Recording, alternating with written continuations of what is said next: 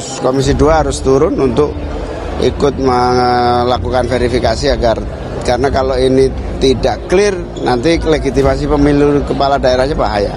Dari mana si calon bisa mendapatkan data? Sumbernya harus diusut. Yang kedua, bagaimana bisa ini diterima oleh KPU dan kemudian dinyatakan sah? Yang ketiga, ini bagaimana pengawasan Bawaslu?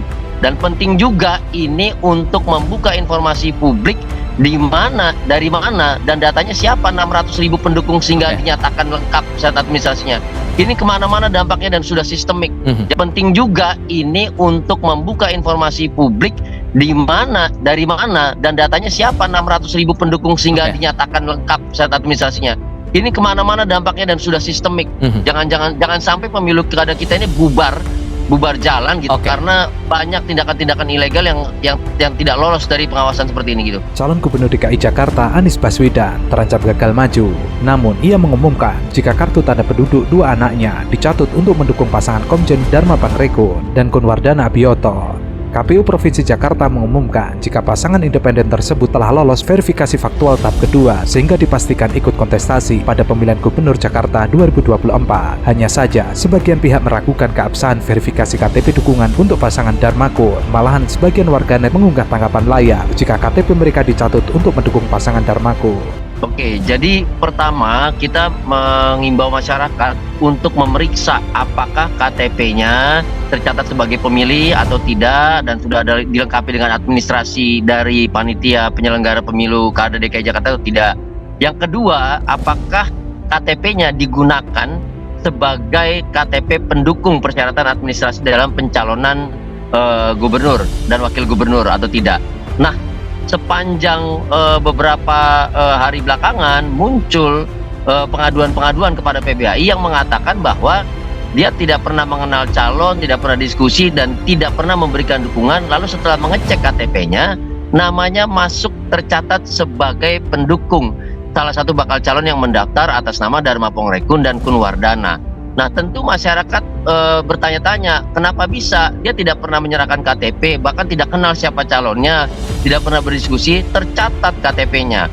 Nah, ini yang kami katakan, ini tidak bisa dilakukan oleh si bakal calon itu sendiri. Anies Baswedan pun tidak ketinggalan mempermasalahkan dukungan KTP tersebut. Dua anaknya, Mikhail Azizi Baswedan dan Kaisar Haka Baswedan, juga KTP-nya dicatut untuk mendukung pasangan Dharmakun. Pun saudara dan rekannya juga ada yang masuk dalam daftar dukungan untuk Dharmakun. Anies dalam postingan X-nya mengunggah, "Alhamdulillah KTP saya aman." Tapi KTP dua anak, adik, juga sebagian tim yang bekerja bersama ikut dicatut masuk daftar pendukung calon independen.